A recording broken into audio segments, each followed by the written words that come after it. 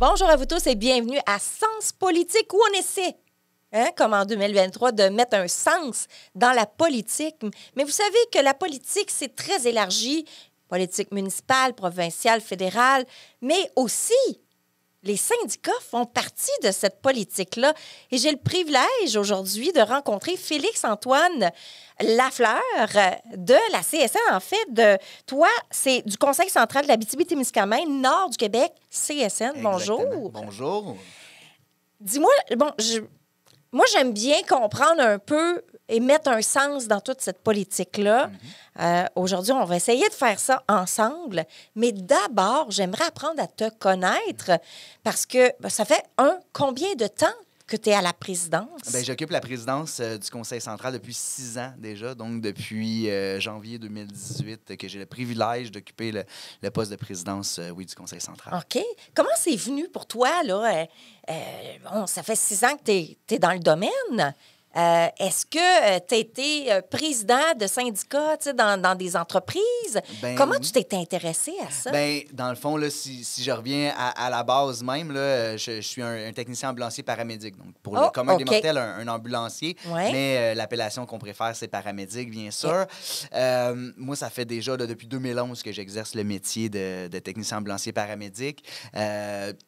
Au fil des années, assez tôt là, dans mon travail, je me suis impliqué auprès du syndicat. Je trouvais que c'était une belle manière de contribuer à mon travail, mais de contribuer aussi plus largement à la mission sociale parce qu'on se rappelle que l'enjeu principal des paramédics dans la région, syndicalement, ça a toujours été les horaires de travail, ce qu'on appelle les horaires de faction, là, qui sont de garde versus des gens qui sont prêts dans leur véhicule à partir. C'est comme ça que je me suis intéressé au syndicalisme. Puis au fur et à mesure, j'ai mené des luttes, on a fait des représentations. Puis justement, sur la question des horaires de faction, j'ai commencé à travailler le dossier en 2016, beaucoup plus à l'exécutif de mon syndicat local, donc du syndicat des paramédics de l'Abitibi-Témiscamingue, nord du Québec, de la CSN, qui regroupe là, des paramédics de tout le territoire, là, de Lebel-sur-Quévillon jusqu'à Témiscamingue. OK. Et c'est comme ça que je me suis intéressé à l'enjeu plus régional du syndicat. Puis cet aspect-là m'avait jamais vraiment frappé avant ça. Quand j'ai vu à quel point on était capable de pas juste être solidaire à l'intérieur de notre syndicat, mais aussi entre syndicats, puis à l'intérieur de la CSN, je suis un peu tombé en amour, honnêtement, avec ce mouvement-là. J'ai toujours été très curieux de nature et je me suis mis à lire sur le syndicalisme, sur l'histoire du syndicat. Mais tu sais, profondément, je pense que c'est la valeur de solidarité. Puis pour moi, c'est le désir d'aider mon prochain, là, vraiment, qui se continue dans le syndicalisme. Tu sais, j'ai commencé en faisant le métier d'ambulancier pour aider mon prochain. J'ai trouvé une manière différente de le faire maintenant avec l'organisation syndicale que je représente. Et pour moi, c'est une fierté de le faire là, déjà depuis 6 ans. Intéressant. Est-ce que, là, ça fait depuis 2018 que tu es à la présidence. Oui.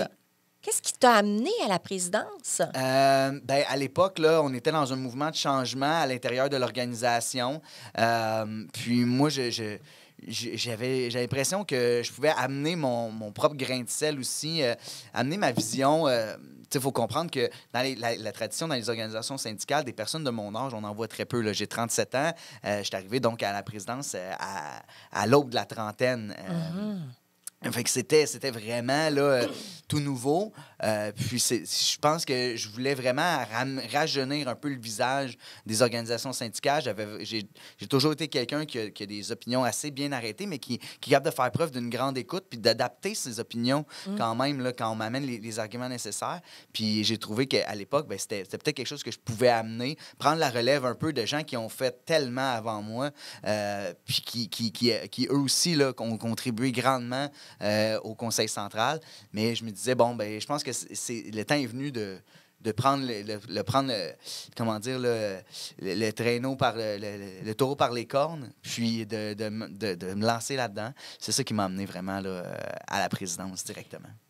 Étant un président syndical comme toi, dans ta famille, autour de toi, est-ce qu'il y a des gens où est-ce que ça crée vraiment des conflits entre toi et les autres parce que, justement, tu es dans ce domaine-là, puis peut-être qu'il y en a que les syndicats, ils veulent rien savoir, là. Mais c'est arrivé, là, mais je pense qu'au contraire, là, dans mon entourage, même si j'ai des gens qui ont été des employeurs, des propriétaires d'entreprises qui étaient non syndiqués, mais j'ai la chance d'être entouré de personnes qui sont très raisonnées puis raisonnables, qui sont des personnes qui sont très ouvertes aussi. Ce qui fait qu'au contraire, ça m'a amené des bonnes discussions, des gens aussi qui sont engagés politiquement. Donc, ça m'a amené des belles discussions sur justement le sens des syndicats dans la société. J'ai aussi la chance d'avoir dans mon entourage d'autres représentants syndicaux de d'autres syndicats à l'extérieur même de la région, des gens qui ont été impliqués à différents niveaux. Mais je pense que justement, là, ce qui est intéressant, c'est qu'on a toujours eu une belle ouverture. Ça crée des superbes discussions, des échanges.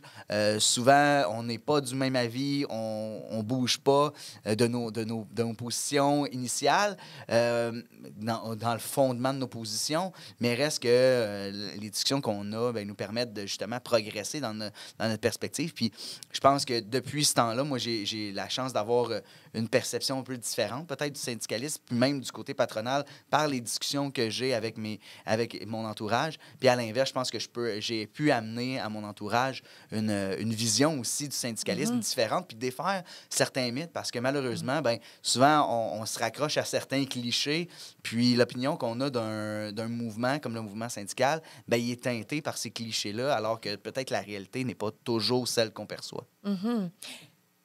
À une certaine époque, quand les syndicats sont arrivés, donc la CSN, ça fait 103 ans, ou ça va faire 103 ans que ça existe.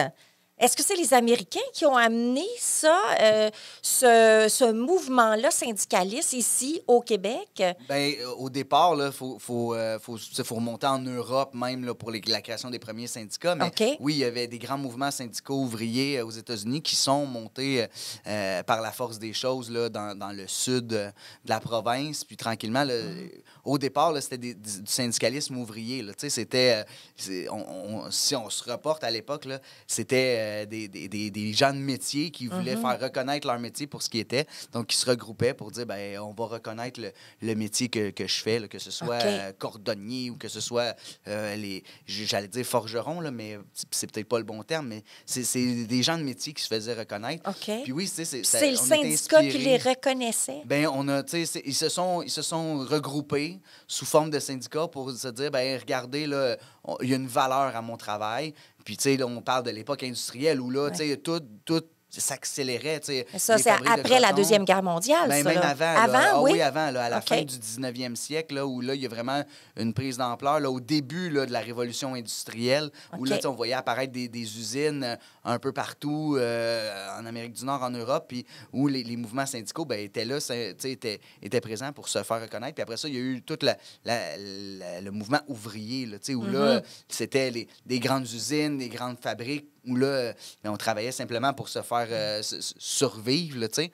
Et puis faire reconnaître, cesser les abus. Là. On peut penser au Québec, un des grands mouvements, peut-être les plus symboliques qu'on reconnaît, c'est celui des allumetières là, dans Hall-Gatineau, là, où on combattait à l'époque simplement le fait de vouloir se syndiquer pour pouvoir arrêter de travailler dans des conditions pénibles. Là. On travaillait avec des produits chimiques qui pouvaient s'enflammer à n'importe quel instant avec une simple flamèche. Et pourtant, pour éviter le vol de ces... c'était des fabriques d'allumettes, là. Et pour éviter donc de faire le vol, les employeurs y enfermaient, barraient les portes de l'extérieur. Donc, si ça prenait en feu, désolé, mais tu passais au... L'être humain brûlait en dedans, oui, là. parce que c'était... Puis on se rappelle qu'à cette époque-là, pour les employeurs, là, l'être humain, c'était simplement une monnaie interchangeable. Là. Si toi, t'es pas là, ça sera le prochain. Si tu perds un bras, désolé, tu t'en iras dans la rue qui a été, puis moi, je vais te remplacer par quelqu'un qui a encore ses deux. Et, on était aussi dans des époques difficiles où, le travail des enfants était vraiment très prédominant. Donc, c'est là l'essence des syndicats. Puis là, évidemment que le syndicat a évolué, le mouvement syndical a évolué au fur et à mesure que la société elle-même a évolué. C'est ça, mais la société, justement, tu le dis, la société, elle a évolué. Est-ce que on est encore confronté à ça où le besoin syndical doit être là pour l'employé? Me semble qu'en 2024, on devrait être plus humanisé. Les employeurs devraient être... tu sais, là, on change. On n'est plus nécessairement dans les baby boomers où que là, c'était à matraque, puis tu travailles, puis tu travailles, puis tu travailles. Aujourd'hui, on préconise beaucoup la famille. On préconise plus des aspects où on veut vivre et non survivre. Mais c'est un équilibre qui est précaire parce que, tu sais, là, on dit ça actuellement dans un contexte où, oui, là, on va parler, exemple, de la pénurie de main-d'œuvre qui va nous donner l'impression que les employés ont réellement un plus grand pouvoir individuel. Puis c'est vrai qu'ils en ont un plus grand, mais c'est un contexte économique particulier. Donc, si demain, on tombe en récession, qu'il y a des licenciements à grande échelle, que le cours d'un métal comme l'or s'effondre puis que les emplois se font plus rares, ben à ce moment-là, là, les employeurs vont encore revenir à leur bon vieux réflexe de dire on va protéger les revenus. Puis, tu sais, je vais donner un bel exemple. Là. Dans le milieu de l'alimentation, ce qu'on a vu durant la pandémie, c'était pas une protection des employés. Là, c'était dur. Tu sais, puis on l'a vu, ne serait-ce que pour la santé-sécurité. Tu sais, on demandait aux employés de retourner au travail rapidement, des fois pas protégés. Tu sais, s'il n'y avait pas eu des remparts à certains égards, ben il n'y en aurait pas. Tu sais, puis, je pense que aussi le mouvement syndical, il faut le voir comme un mouvement social. On peut regarder ce qui se passe au sud de la frontière. Le mouvement syndical a longtemps été assimilé au mouvement féministe. Ça a été un des moteurs. Je pense que les deux se sont nourris l'un et l'autre.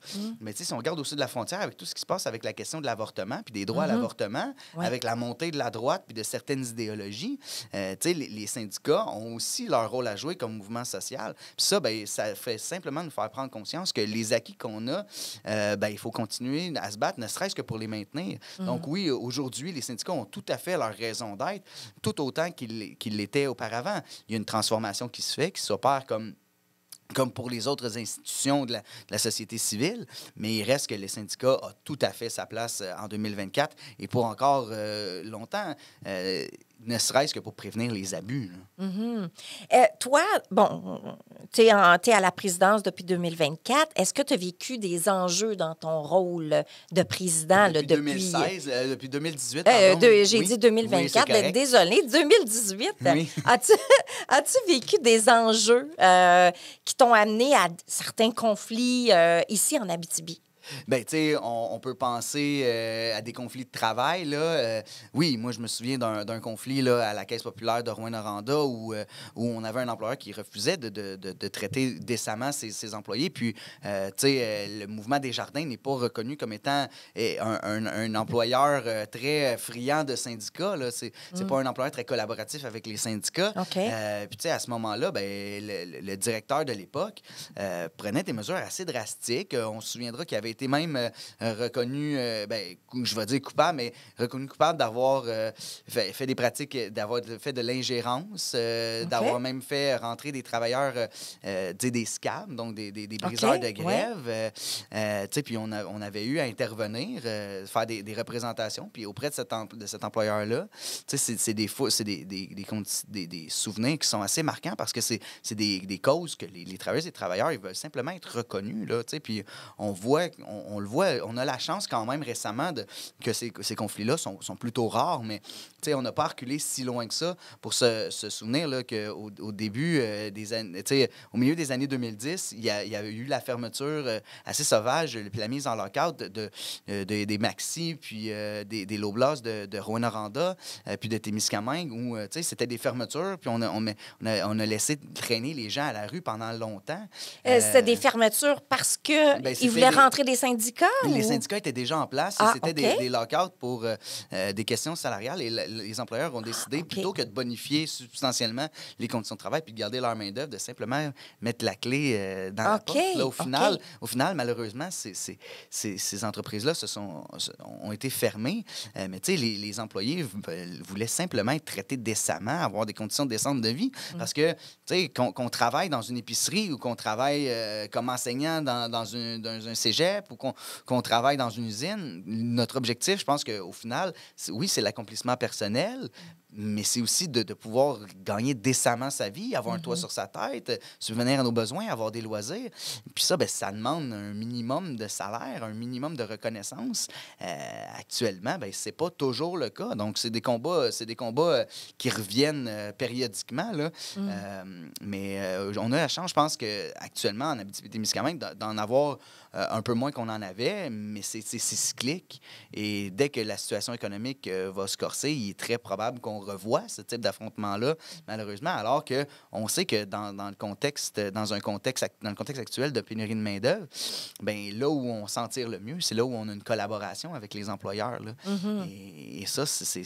Et c'est ça, cette collaboration-là, comment est-ce que vous amenez à avoir une belle collaboration, une belle communication avec les employeurs qui acceptent justement d'entrer le syndicat à l'intérieur? Il faut comprendre d'emblée que les employeurs n'ont pas le choix. Hein. Okay. Quand on syndique là, une entreprise ou un milieu de travail, si c'est la volonté des travailleurs. C'est les travailleurs? C'est le droit des travailleurs même. Puis uniquement, là, les employeurs n'ont pas le droit, justement, par le cadre légal, de s'ingérer dans ce processus-là.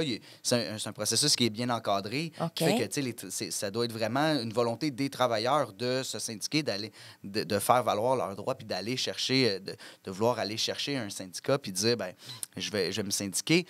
Quand on réussit à en venir à une collaboration, mais c'est que l'employeur finit par reconnaître la valeur de ses employés. Puis la valeur de ses employés, mais le caractère représentatif du syndicat. Le syndicat est une institution démocratique. Si on reconnaît que le conseil municipal d'Amos est légitime de prendre les décisions pour la population, il faut reconnaître que le syndicat d'une entreprise dans lequel les dirigeants sont élus de façon démocratique, ben lui aussi est légitime de prendre les décisions.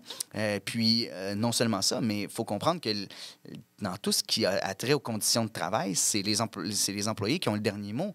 Et moi, j'ai un conseiller syndical chez nous qui se plaît à répéter à chacune de ces assemblées que on n'aura jamais autant de pouvoir sur des conditions de vie que lorsqu'on se présente dans une assemblée générale pour entériner un vote de grève ou entériner une convention collective.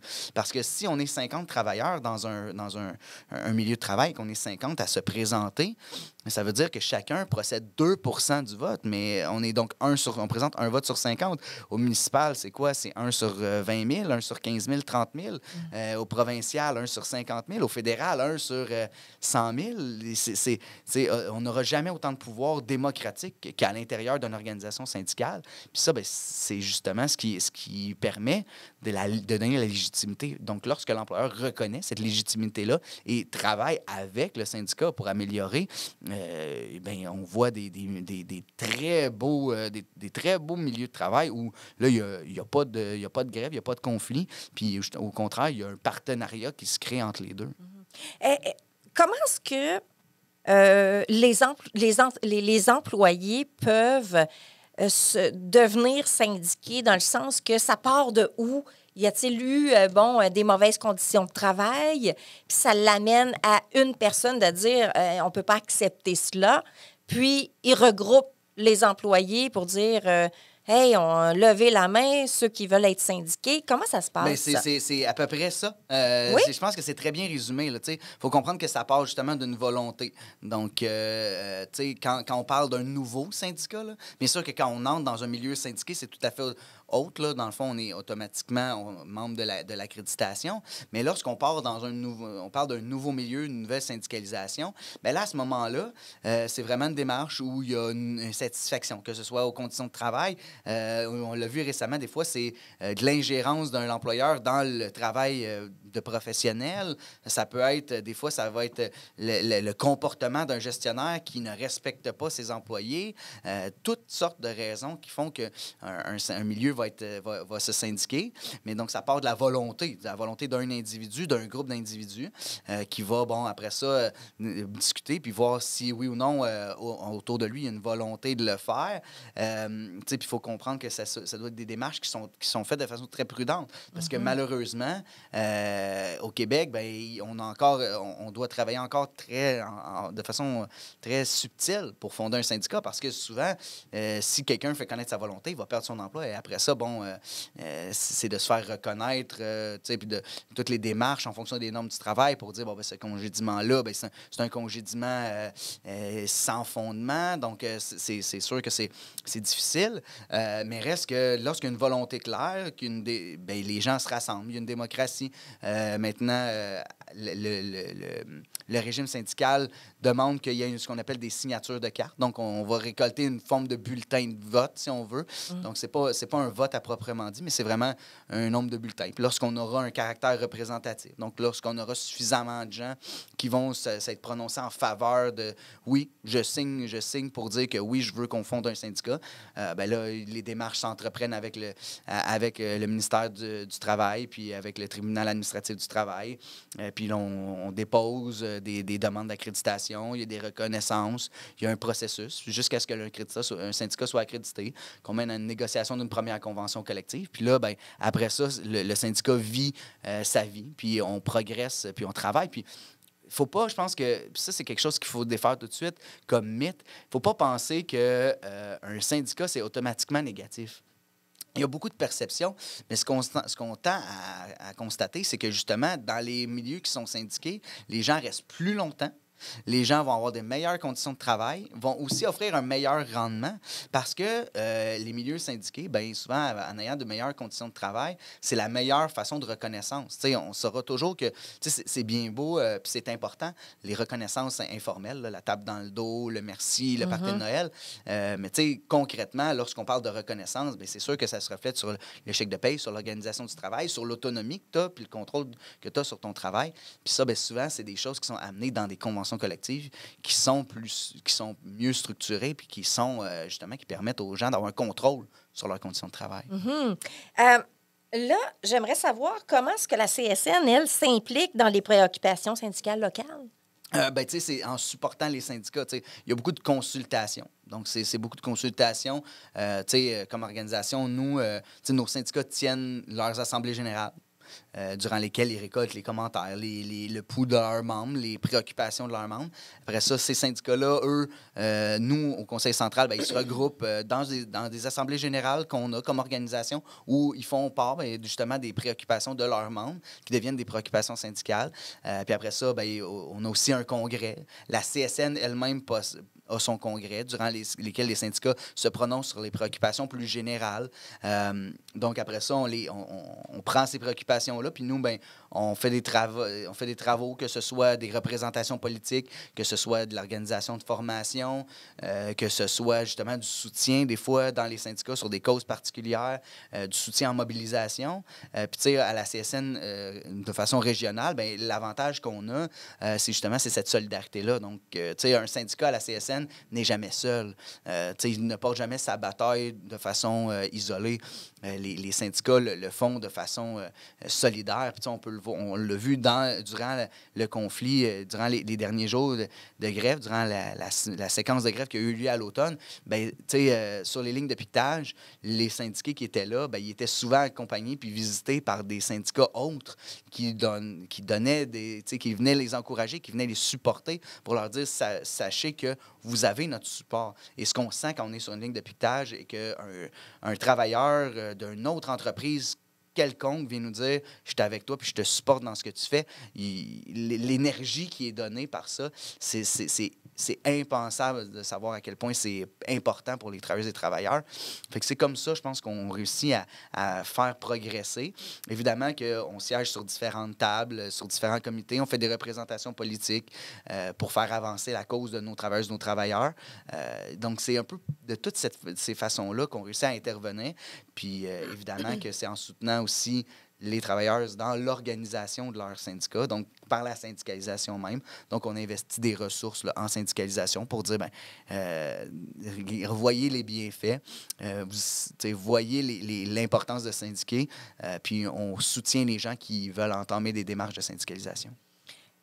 La CSN, elle intervient dans quel domaine? Parce que vous avez différents domaines, là. Chaque syndicat, chaque centrale a ses propres domaines. Bien, tu sais, à la CSN, on a l'avantage de représenter des gens à peu près partout, là, pour être bien honnête. Ce qui fait qu'on a la légitimité d'intervenir sur beaucoup de sujets. Puis non seulement ça, oui, parce qu'on a des gens partout, mais c'était un ancien président de la CSN qui disait, puis qui a développé un peu notre présence régionale, une présence politique qu'on appelle à la CSN le deuxième front. Parce qu'un travailleur, peu importe son milieu, reste aussi un citoyen, d'abord et avant tout. Puis il disait, tu sais, si, peu importe les conditions de travail que tu auras, aussi bonnes soient-elles dans ton milieu de travail, si tu sors de ton milieu de travail, qu'il n'y a personne pour éduquer ton enfant de la bonne façon, que tu n'es pas capable de te faire soigner de la bonne façon, que tu n'es pas capable d'être représenté, que ta voix ne porte pas, que ton milieu de travail, ton milieu de vie n'est pas sain, bien, à quoi bon avoir fait toutes ces heures de travail-là si tu n'es pas capable, justement, d'en vivre décemment? Donc, c'est là notre implication sociopolitique. Donc, on intervient sur des enjeux en environnement, bien sûr, là, les politiques publiques, que ce soit en santé, en éducation, dans les services publics, peu importe. Je pense qu'on a ce devoir-là comme organisation syndicale de se faire la voix des travailleuses, des travailleurs. Puis, tu sais, quand je parle de légitimité, bien, j'expliquais un peu le processus démocratique. Bien, toutes nos orientations, au fond, ce sont les représentants des travailleuses et des travailleurs qui les ont votés. Ce qui fait que, au final, c'est les travailleuses et les travailleurs qui les portent. Et c'est très important de se rappeler que les syndicats, ce ne sont pas des organisations désincarnées. Au contraire, ce sont des organisations qui on a vraiment la chance d'avoir une démocratie fréquente, une démocratie qui s'exprime régulièrement. Donc, on a la chance d'être au fait du terrain, on est proche des gens, puis c'est ce qui fait que le syndicat, c'est pas Félix-Antoine. Moi, je ne suis que la voix des gens qui ont porté ces valeurs-là, qui ont porté ces désirs-là. Tu sais, je pense notamment récemment, bien, à ce qu'on appelle la réforme du B. Tu sais, plusieurs pensent, bon, OK, oui, on parle d'une réforme en santé et en services sociaux, ça va concerner les employés de la fonction publique en santé et en services sociaux, mais dans les faits, ça va tous et toutes nous toucher parce que, tu sais, avec la réforme du B, on parle d'une ouverture à la privatisation du système de santé. Bien, ça, qu'on soit travailleur syndiqué ou non, qu'on soit travailleur de la santé ou un travailleur d'une usine, du jour au lendemain, si le réseau est plus privé puis qu'on doit payer pour nos frais, bien, ça va nous toucher, ne serait-ce que, puis de façon purement numérique, là, mais nos assurances, là, s'il faut qu'on paye plus de notre poche, c'est pas l'État qui va payer plus, malheureusement, c'est nous. Et si l'État permet à des entreprises privées de donner des services publics, ben, elle va notamment leur donner à ces entreprises-là une marge de profit. Donc, ce qui va arriver, c'est que cette marge de profit-là, ben, puis j'ai à même les revenus que nous, on paye déjà comme travailleuses, comme travailleurs par nos impôts. Donc, toute cette sphère-là permet qu'on intervient sur tellement de sujets au quotidien. Le monde du travail, bien sûr, toute la législation en santé et sécurité au travail, par exemple. Mais vraiment, on ne se limite pas à un seul créneau parce qu'on pense que, justement, l'individu n'est pas influencé que par son travail. L'individu, c'est un tout. Mais le syndicat, s'il veut représenter l'individu, doit pouvoir parler en fonction du tout que cet individu-là représente. Merci beaucoup. Là, on va aller à la pause. Je pense que tu as besoin d'une petite gorgée d'eau. Et nous, ben, on revient et on va parler de défis.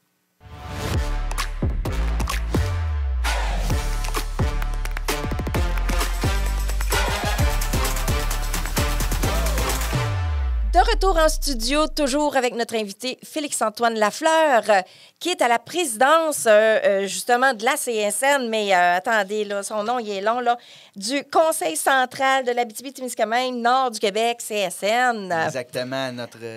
On a la chance à la CSN de représenter, justement, d'avoir des organisations dans chacune des régions pour porter la voix de nos membres. Donc, oui, c'est long, mais on en est fiers. Bien, c'est correct, ça. Écoute, là, on va parler des défis 2024. Est-ce que tu vois y aura-t-il des principaux défis auxquels la CSN va faire face ou fait déjà face en 2024? Mais je pense que, tu sais, c'est les défis de la société. Tu sais, on n'a qu'à regarder la réforme du B dont je parlais juste avant la pause. On a vu aussi les dérives, là, tu sais, des réformes comme celle de Bernard Drinville en éducation. Je pense qu'il faut s'attaquer à ces enjeux-là de centralisation des pouvoirs. Puis non seulement la centralisation des pouvoirs, mais en santé, bien, de toute la question de la privatisation.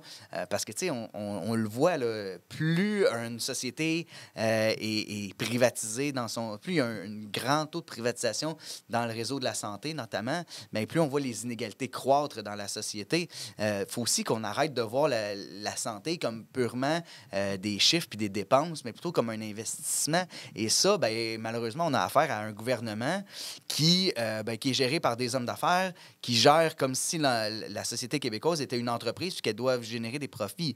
Mais c'est pas ça, là, l'essence de la société québécoise. Je pense que malheureusement, bien, le gouvernement s'est éloigné rapidement de cette mission-là, qui est celle d'être une société égalitaire. Puis on se rappelle qu'en Amérique du Nord, on reste un bastion francophone, mais un bastion aussi où on se targue d'être une des sociétés les plus égalitaires, où l'écart entre les riches et les pauvres est de plus en est moindre qu'ailleurs.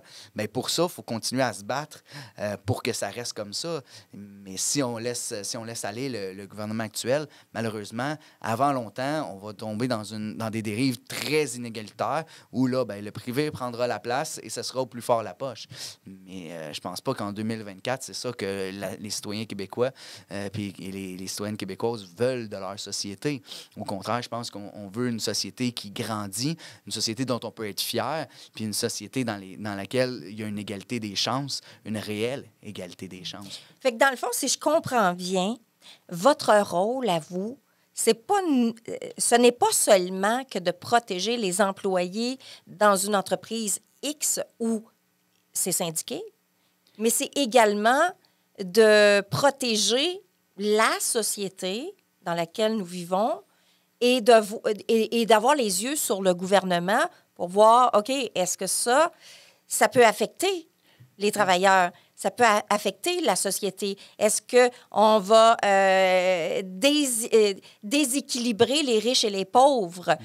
C'est ça aussi votre rôle? Bien, tout à fait, parce que, tu sais, faut quand même mettre les choses en perspective. La mission principale des syndicats est et sera toujours de négocier des conditions de travail, de s'assurer que les droits des travailleuses et des travailleurs dans les milieux particuliers sont respectés. Dans notre structure à la CSN, les syndicats locaux ont ce rôle-là et ils le font, là. Et nous, on a aussi un rôle de les outiller puis de les soutenir là-dedans.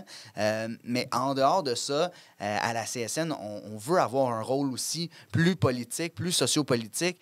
Puis de se rappeler que ben, ça prend des contre-pouvoirs dans une société. Quand un gouvernement comme celui de la CAQ, qui a été élu avec une grande majorité à l'Assemblée nationale, mais dans les faits avec une minorité des voix du point de vue démocratique, gouverne comme si c'était un royaume plutôt qu'une société démocratique, ça prend des contre-pouvoirs et les syndicats doivent faire partie de ces contre-pouvoirs-là parce que ben, nous, on a la chance de pouvoir s'imprégner au quotidien de la réalité des travailleuses et des travailleurs. Et on a la légitimité, on est élu par les travailleuses et les travailleurs qui nous donnent ce mandat-là de porter leur voix.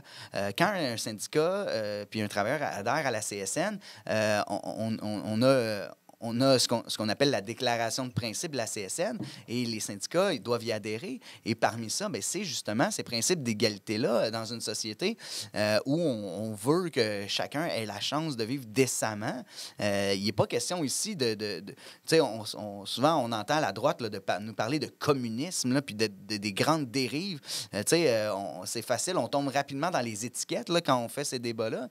Mais dans les faits, la volonté des syndicats, c'est simplement que la société permette à chacune et chacun de s'épanouir, qu'il n'y ait pas de déséquilibre et qu'il n'y ait pas de super riches qui profitent des super pauvres. Donc, oui, on a ce devoir-là d'être un des contre-pouvoirs, notamment envers le gouvernement, quand ce gouvernement-là, comme celui qu'on a actuellement, bien, prend justement des dérives un peu plus autoritaires, puis veut un peu plus diriger d'une main de fer, puis de le faire à l'avantage des plus riches, malheureusement. Tu disais en conférence de presse hier, le 30 janvier dernier, tu mentionnais que le gouvernement essaie de centraliser les pouvoirs dans l'ensemble des réformes. Est-ce que tu crois que ce soit dû à l'absence d'avoir un ministre en région? Mais ça contribue définitivement. Mais je pense que, tu sais, la CAQ, quand on se rappellera, là, à sa première élection, disait, bon, être le parti des régions. Hein. On se souvient des promesses d'envoyer plus de pouvoirs des ministères dans les régions. Ce qu'on a constaté, c'est qu'on a envoyé plus de fonctionnaires dans les régions, c'est vrai. Encore là, c'est à géométrie variable. Mais ce qu'on constate de l'autre côté, c'est une centralisation des pouvoirs. C'est-à-dire qu'avec la réforme du B, ben, ce qu'on entend, c'est que ce sera la centrale, si on veut, de l'Agence Santé Québec qui va contrôler, qui va donner les grandes directives.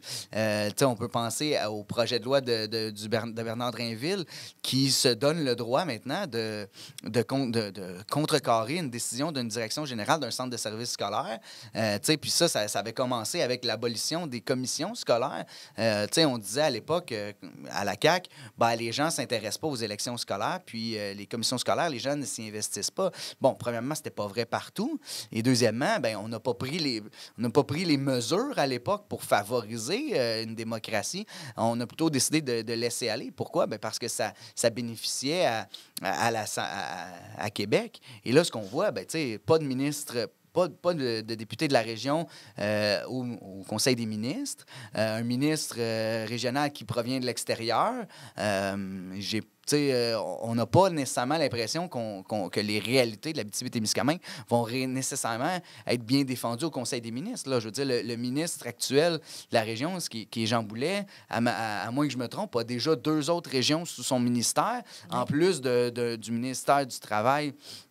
Donc, c'est pas vrai que la priorité pour lui, lors des discussions, lorsque les sujets vont être amenés au Conseil des ministres, que ça va être l'Abitibi-Témiscamingue. Moi, j'ai beaucoup de misère à y croire. Mais c'est le travail, en même temps, des députés qui sont élus dans la région d'Ivoire aussi, d'amener ces points-là à ce ministre-là. Tu crois pas? Oui, mais j'ai pas l'impression que ce soit un travail qui est fait de façon si assidue que ça. Puis, tu sais, je pense que les gens le reconnaissent. François Legault a formé son parti. On s'appelle que ce parti-là ne tourne qu'autour de François Legault. Donc, les décisions et les décisions, même au Conseil des ministres, ce qu'on entend, c'est que dans les faits, les personnes les plus influentes, pour ce qui est des orientations de la CAQ, c'est un club de 4-5 personnes autour de François Legault. Donc, si on n'est même pas dans le cercle élargi du Conseil des ministres, comment on peut réellement avoir un impact sur les politiques régionales? C'est là qu'on peut se poser la question. Oui, c'est le rôle des députés, mais comme c'est le rôle des députés de l'opposition de faire valoir ça.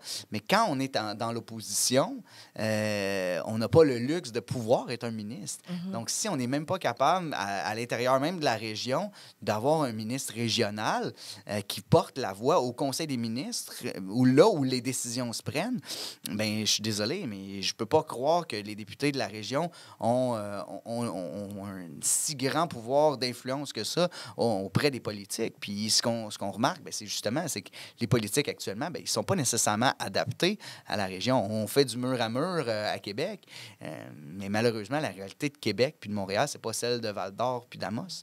Mais selon Pierre Dufour, le député de la MRC de la Vallée-de-l'Or, ce qu'il me mentionnait dans une entrevue antérieure, c'est que les députés de la région de l'Abitibi n'ont pas nécessairement les compétences ou il leur manquerait quelque chose dans leur bagage pour devenir ministre de la région.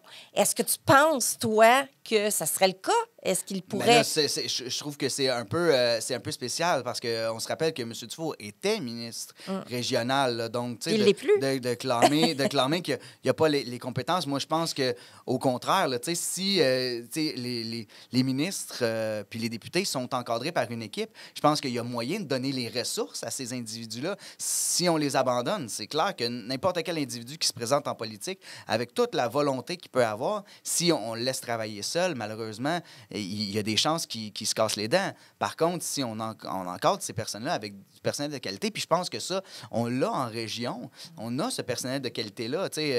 Par le passé, il y en a eu beaucoup des gens en région qui ont siégé. On n'a qu'à penser à l'éternel ministre François Gendron qui a siégé pendant plusieurs dizaines d'années, qui était entouré. Puis François Gendron, je pense jamais l'avoir entendu dire qu'il n'était pas assez compétent pour siéger comme ministre. Au contraire, porter la voix de ses citoyens, de ses concitoyens, c'est justement la base, je pense, du travail d'un député. Puis celle d'être un ministre régional, ben c'est de prendre le pouls de ses députés, oui, mais c'est de prendre le pouls non seulement de ses députés, mais d'être capable d'être là sur le terrain. Et ça, ben, qui de mieux pour le faire que quelqu'un de la région? Parce que je suis bien conscient que Jean Boulet a toute la bonne volonté du monde puis qu'il peut être à l'écoute des députés, mais je pense pas qu'il peut se battre aussi fort pour l'Abitibi-Témiscamingue que quelqu'un qui vient de l'Abitibi-Témiscamingue ou quelqu'un qui représente l'Abitibi-Témiscamingue. Parce que, quand on est présent, qu'on a les deux pieds sur le terrain, on les sent, la réalité. Puis, pour l'avoir vécu dans d'autres dossiers, souvent, là, on a l'impression en Abitibi-Témiscamingue que malheureusement, il y a beaucoup de choses qui ne franchissent pas la 117 puis le parc de la Vérandrie. Là. La réalité, c'est celle-là. Là. Il y a beaucoup d'avancées qui, souvent, on dirait, restent au sud de la province. Et je rappelle que l'Abitibi-Témiscamingue compte pour près de 18 du PIB de la province. On est un moteur économique, on est une région ressource, mais encore faudrait-il qu'on nous donne cette importance-là. Puis je pense que la reconnaissance de cette importance-là, ça passe par un ministre régional. Puis toi, en tant que président et ton équipe, qu'est-ce que vous faites pour arriver à faire entendre justement cette voix-là pour qu'il y ait des changements pour l'Abitibi-Témiscamingue? Je pense que des émissions comme celle qu'on fait aujourd'hui, c'est très important. Je pense que de s'adresser directement à la population, bien sûr qu'on fait des représentations politiques auprès des différents paliers de gouvernement, que ce soit au municipal, au provincial, à d'autres. On siège sur des tables de concertation aussi. C'est de faire entendre les revendications des travailleuses et des travailleurs. Donc, je pense que d'occuper l'espace public est une mission assez importante qu'on a. Puis de trouver des pistes de concertation aussi avec, des fois, les gens qui ont pas le même point de vue que nous pour, justement, trouver des fois des voies de passage pour des enjeux pour lesquels on est capable, au final, je pense, de trouver un juste milieu, puis satisfaction pour tous. Est-ce que vous interagissez avec les députés de la région pour arriver à amener des points de vue, à apporter du changement? Oui, ça, oui. Je peux quand même... S'il y a quelque chose de positif, c'est que je pense qu'en temps normal, là, les députés de la région font preuve d'une bonne écoute. C'est sûr qu'il y a des contextes qui font que c'est pas toujours le cas, mais on a des interactions avec les députés sur des questions, des enjeux précis. Puis je pense qu'en termes d'écoute, là, nos députés font preuve d'écoute habituellement.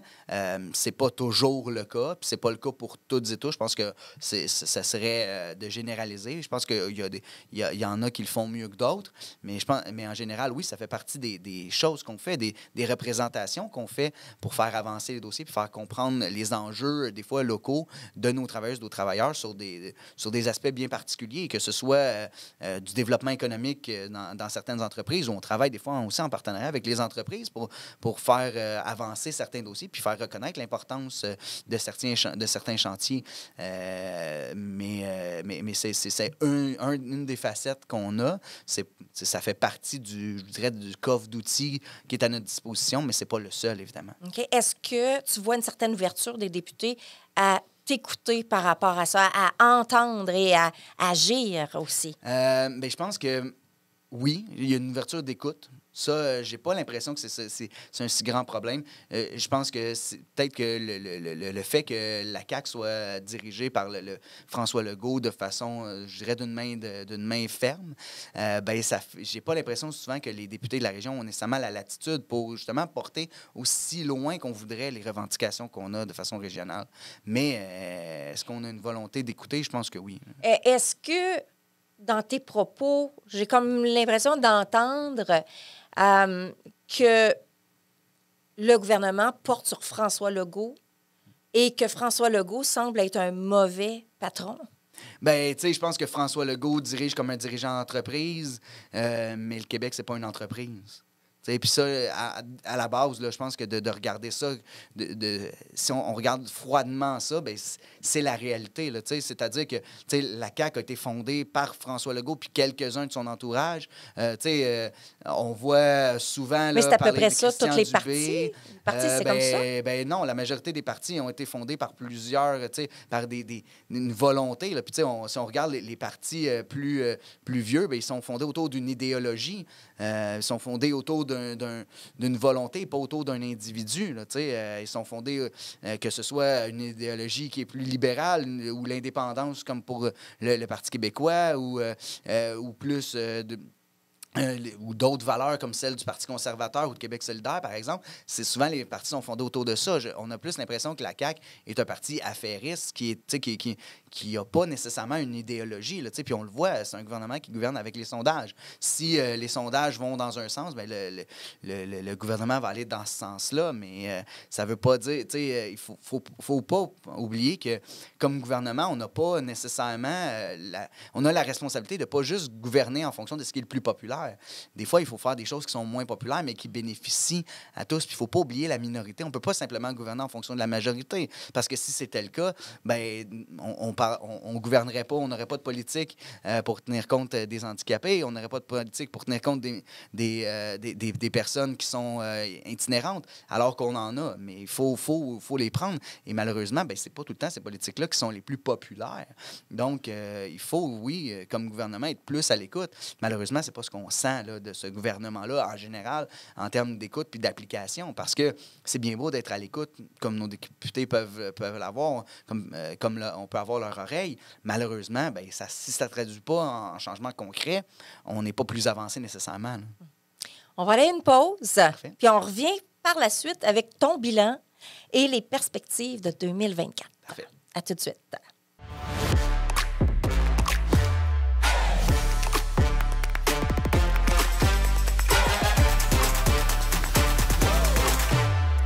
De retour de la pause, toujours avec notre invité Félix-Antoine Lafleur, à la présidence, justement, je vais le redire, Conseil central de l'Abitibi-Témiscamingue et Nord du Québec, CSN.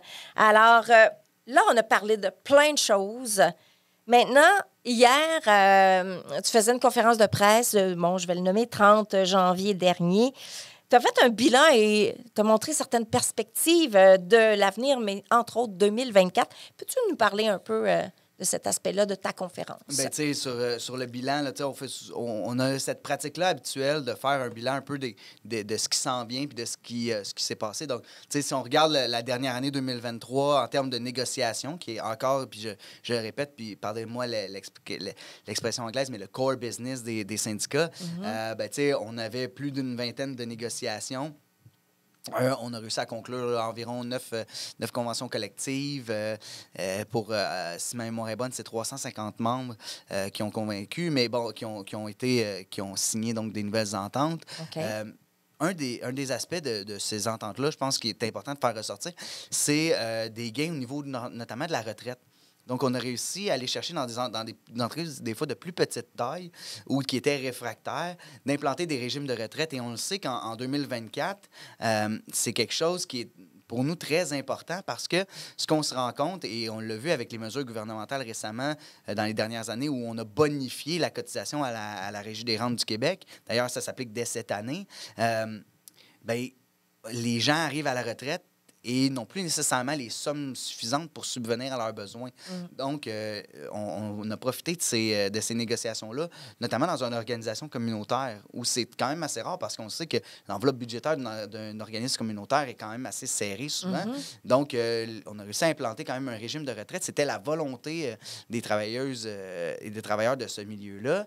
Même chose dans une autre entreprise privée où là, c'était une entreprise qui était réfractaire à l'implantation d'un régime de retraite, mais qui s'est rendu compte qu'en 2024, ça devient un facteur d'attraction aussi, d'avoir un régime de retraite, d'aller chercher de la main-d'œuvre en disant, mais si tu viens chez nous, tu vas avoir aussi, on a un régime de retraite, donc tu vas pouvoir être encadré parce que Mais c'est une façon de collectiviser les efforts pour la retraite, de s'assurer que les gens vont arriver puis vont pouvoir maintenir un certain niveau de vie rendu à ce moment-là. Sinon, ben oui, on a aussi réussi à aller chercher des augmentations assez impressionnantes. Dans le même organisme communautaire où on est allé chercher la retraite, on est allé chercher des augmentations jusqu'à 40 de salaire là, sur certains titres d'emploi pendant la durée de la convention collective parce que les employeurs se rendent compte qu'écoutez, il faut réussir à compétitionner avec le reste du milieu. C'est un secret de polichinelle que dans la région, le milieu minier paye très bien ses salariés. C'est ça, exactement. Là, il y a un grand écart là, dans la région là, pour les mines versus les petites entreprises ou même les organismes à but non lucratif. Certaines moyennes entreprises qui ont de la difficulté à compétitionner avec certains corps de métier dont on a besoin à peu près partout. Là. Je pense entre autres nécessairement à des mécaniciens, par exemple. On voit que là, on n'a pas le choix de bonifier la rémunération pour réussir à les garder en emploi parce que, des mécaniciens, il y en a besoin, on en a besoin dans les mines, que ce soit sous terre ou même les mines à ciel ouvert. On en a besoin dans les scieries pour les machineries. On en a besoin dans les entreprises de transport pour les véhicules. On en a besoin partout. Donc, c'est des professions. Donc, on voit cette tendance-là quand même à vouloir. Puis, on a implanté, des clauses de protection du pouvoir d'achat, donc des augmentations qu'on appelle à l'IPC. C'est nouveau, ça, ces clauses-là, parce qu'on a entendu parler beaucoup durant le Front commun, là, la grève du Front commun. Donc, est-ce que c'est nouveau, ça? Bien, c'est pas nouveau comme tel, mais les employeurs, je pense qu'ils se montrent de plus en plus ouverts à ça. Et ils ont pas. Je pense que le contexte fait qu'on n'a pas vraiment le choix parce que, on est dans l'inflation, là. Avec les crises d'inflation, puis, je pense que personne ne s'attendait à arriver en 2020 avec une crise comme la COVID, puis avec une reprise inflationniste comme celle qu'on voit là. Donc, il faut pouvoir prévenir ça. Puis, de garantir aux gens de ne pas s'appauvrir, je pense que c'est un minimum. Avant ça, avec des taux d'inflation à 2 ou 3 ou 1,5 par année, c'est même des fois des taux inférieurs à 1 c'est clair que c'était peut-être moins une préoccupation. Dans le fond, on négociait des clauses pour s'assurer de ne pas s'appauvrir, de s'enrichir peut-être un peu, en jouant souvent avec la ligne. Mais là, on se rend compte que malheureusement, il y a des fois où on se fait prendre avec du 6,6 d'augmentation d'inflation sur une année. Puis là, on se retrouve pris, pardonnez-moi l'expression, mais les culottes à terre, puis on se dit qu'on s'appauvrit. Donc, je pense que de prévenir ça, c'est un bon signe. Puis on voit une certaine ouverture là, de la part de plusieurs employeurs à implanter ces clauses-là. Pas partout nécessairement, mais il y a quand même une tendance là, qui se dégage tranquillement. Mais les employeurs, ils ne devraient pas déjà, tu sais, de voir à mettre en place ces genres de régimes-là pour... Tu sais, si tu veux garder tes employés, là, tu fais ce qu'il faut pour les garder, là. Oui, mais malheureusement, là, c'est pas comme c'est pas la réalité. Là, on pourrait penser que c'est ça, puis que c'est naturel, puis que ça se fait de façon 100% naturelle, puis que c'est simplement le gros bon sens. Mais dans la réalité... Le gros bon sens. Mais oui, c'est ça. Puis je ne me prêtez pas d'intention avec le gros bon sens, mais sachez que c'est ça. Il y a des enjeux comme celle-là qui demandent une certaine reconnaissance. Puis souvent, il y a des employeurs qui vont simplement fermer les yeux là-dessus, puis qui vivent des fois un peu à part, puis on dirait qu'ils vivent pas dans la réalité actuelle, puis qu'ils se disent, c'est pas grave, la main-d'œuvre, je vais la remplacer, puis le prochain, j'en trouverai d'autres. Des fois, ça m'empêche. Oui, mais aujourd'hui, c'est plus de même. Là, j'en trouverai d'autres. Malheureusement, il y en a qui pensent encore que c'est faisable. Puis, tu sais, on n'a qu'à regarder là, les entreprises de commerce au détail, là, que ce soit les grandes comme les petites, là, où on se dit que il y aura toujours quelqu'un qui aura besoin d'un travail qui va venir travailler chez nous pour le salaire minimum. Ouais. Alors que le salaire minimum, en ce moment, il ne permet même pas de s'assurer un minimum de vie, de qualité de vie. Là. C'est pas, tu ne peux pas faire ton épicerie, payer ton loyer aujourd'hui avec le salaire minimum. Non. Mais la problématique aussi, ça vient de celui qui accepte d'être payé comme ça. Mais donc, ça va encourager les autres à... Mais les gens, malheureusement, n'ont pas le choix. Souvent, c'est ça, je pense qu'on profite là, des fois des caractères où on peut penser que ce soit avec la main-d'œuvre migrante qui a très peu de connaissances quant à leurs droits, mais on peut penser aussi aux gens qui, malheureusement, n'ont pas réussi à aller si loin que ça, des fois dans le processus scolaire, ou d'autres qui vivent des situations personnelles ou professionnelles qui font qu'ils n'ont pas le choix de se trouver, de se trouver ce type d'emploi-là. Puis il y a des employeurs qui, malheureusement, encore aujourd'hui, en abusent, là, puis ils profitent de la situation pour les maintenir dans des situations de précarité. Tu sais, si tu n'es pas, au fait de tes droits, puis, tu sais, on va se dire les vraies affaires. La législation au Québec, elle n'est pas simple. Ce qui fait que d'être au fait, de connaître tes droits, que ça c'est que le salaire minimum, mais tous les droits qui entourent les normes minimales du travail, c'est pas tout le monde qui est en mesure de faire appliquer et de faire respecter ces droits-là. On n'est pas tous outillés. Et on n'a pas tous le caractère nécessairement, des fois, d'aller chercher, d'aller confronter. Puis il y en a qui vont simplement courber les chines puis se dire, ben je vais attendre que ça passe, puis ça va aller mieux. Puis je vais faire un emploi, puis je vais trouver quelque chose d'autre. Et d'ailleurs, ça, on le voit de plus en plus. C'est-à-dire que les gens vont faire ces emplois-là, mais on remarque aussi un haut taux de roulement dans ces entreprises. Oui, c'est ce que j'allais dire, là. C'est le haut taux de roulement puis qui coûte cher, là, à l'entreprise. C'est pas mieux pour lui de jongler avec ça. Non, puis évidemment que il y a des employeurs qui regardent puis qui le remarquent, ça, que ça coûte cher là, de ne pas former sa main-d'œuvre, pas mettre les conditions en place pour la maintenir. Mais de l'autre côté, il y aura toujours des employeurs qui croient que la main-d'œuvre, elle est jetable puis qu'on va pouvoir continuer à vivre avec. Ça, malheureusement, c'est contre ça qu'on se bat. Là. Je pense que, puis je le disais dans la conférence de presse, mais on mène beaucoup d'opérations de syndicalisation. C'est pas toutes les opérations de syndicalisation qui vont mener à des créations de syndicats. Mais parfois, ce qu'on voit, c'est que parce qu'on a mis les pieds dans une entreprise, parce qu'on a fait connaître les droits à certains, le comportement de l'employeur va changer. Puis là, tout d'un coup, il y a une amélioration dans le traitement de l'employeur envers ses employés, une amélioration dans les conditions de travail pour ne pas avoir de syndicats. Oui, c'est sûr qu'on aimerait mieux que les gens joignent le mouvement syndical parce que ça pérennise ces garanties-là. Mais des fois, ce qu'on remarque, c'est que ne serait-ce que d'avoir fait ces opérations-là, ça amène des gains à court terme, puis que des fois, les travailleuses et les travailleurs vont s'en porter un peu mieux. Puis ça, pour nous, ça reste un succès. Même si, au final, on ne percevra aucune cotisation syndicale là-dessus, je pense qu'il faut regarder notre mission comme organisation syndicale plus loin que simplement celle de nos syndicats, mais de regarder les bienfaits qu'on peut avoir dans la société. Et ça, c'est des éléments concrets comme bienfaits qu'on a, d'aller apporter des éléments, d'améliorer les conditions pour les non-syndiqués. Et l'IRIS, l'Institut de recherche et d'information socio-économique, publiait récemment un document dans lequel il démontrait que oui, lorsqu'il y a des gains pour les syndiqués, les non-syndiqués sont tirés vers le haut, nécessairement. OK. Parce qu'ils suivent le flot nécessairement. Les employeurs, est-ce que c'est plus les employeurs qui arrivent à un sens ou de changement? C'est qu'il y a plus, à un moment donné, il n'y a plus le choix. C'est-à-dire que si toutes les entreprises d'un secteur se syndiquent, puis qu'il en reste quelques-unes qui ne sont pas syndiquées, les travailleuses ou les travailleurs de ce secteur-là, si les conditions sont désavantageuses, ils n'iront pas vers les entreprises qui sont non syndiquées. Donc, ça amène les entreprises non syndiquées à amener même un niveau suffisant de rémunération puis de reconnaissance. Là, puis on le voit dans certains secteurs où les employeurs mettent tout en place pour ne pas avoir de syndicats, quitte à très bien rémunérer leurs employés. Et pour nous, oui, comme je l'ai dit, on aimerait mieux qu'ils soient membres du mouvement syndical parce que ça pérennise leur gain, mais ça solidarise, puis ça les amène des fois à aller chercher d'autres gains qui seraient pas arrivés de façon naturelle. Mais d'un autre côté, si ces personnes-là réussissent à aller chercher des gains parce que le reste du secteur est syndiqué ou parce qu'il y a des opérations de syndication qui ont eu lieu, tant mieux. On en est bien content. Ta perspective, avant ta perspective, la CSN, ici en Abitibi, à combien de syndicats? On parle de 50 syndicats, puis de plus de 6 000 membres. Là. Donc, quand même... 6 000 membres, oui, quand même. 6 000 membres. Puis, ils sont répartis sur l'ensemble du territoire, là, de Radisson jusqu'à Témiscamingue-Sud. Donc, oui, on en a beaucoup. Là, de Chibougamau jusqu'à Témiscamingue, on couvre énormément de territoire. Beaucoup de membres dans plusieurs secteurs, là, dans vraiment une très large gamme de secteurs.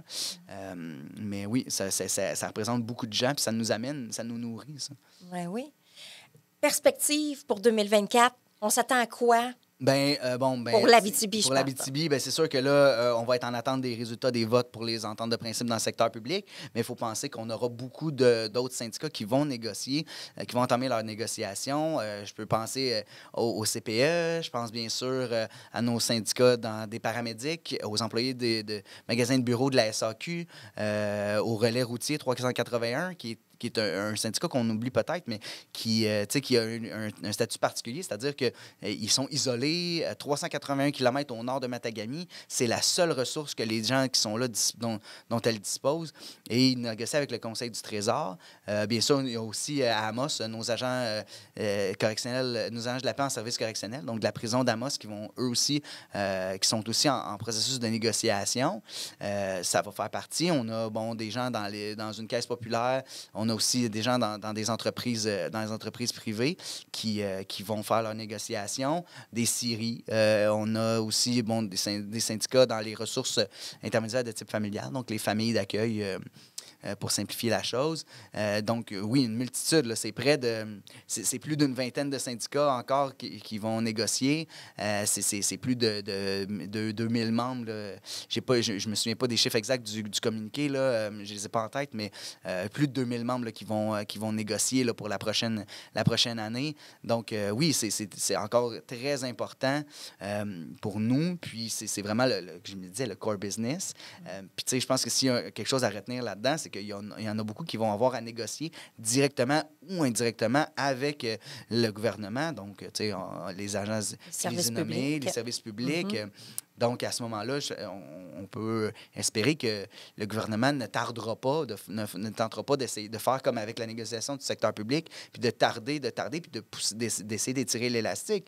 Tu sais, je le rappelle, mais nos revendications quant à l'attraction puis à la rétention de la main-d'œuvre, c'était légitime dès le départ de ne pas s'appauvrir. Mais le gouvernement, pourtant, maintenait son cap de dire on va offrir 9 % sur 5 ans, ce qui a entraîné un appauvrissement des travailleuses et des travailleurs. On a réussi quand même à doubler presque cette offre-là.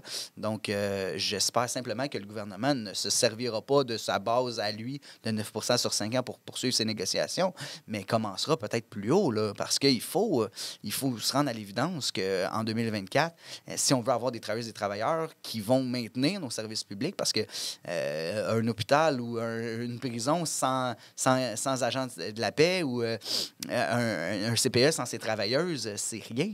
C'est des blocs de béton, puis c'est quatre murs et un toit. Ça prend des travailleuses et des travailleurs, c'est eux qui donnent le service.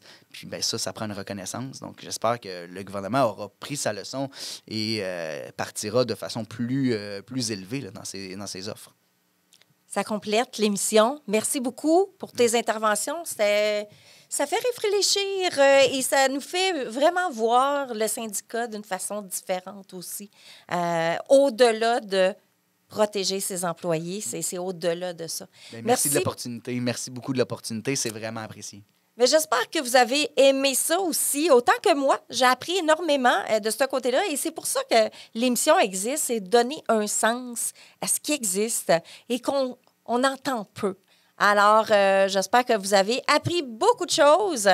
Et sur ce, nous, on se voit la semaine prochaine. Et la semaine prochaine, on va discuter, on a fini un peu là-dessus, on va discuter de pauvreté. Alors, la pauvreté en Abitibi, il y en a. Alors, c'est ce qu'on va discuter. Alors, merci à vous tous et on se voit la semaine prochaine. Ciao tout le monde.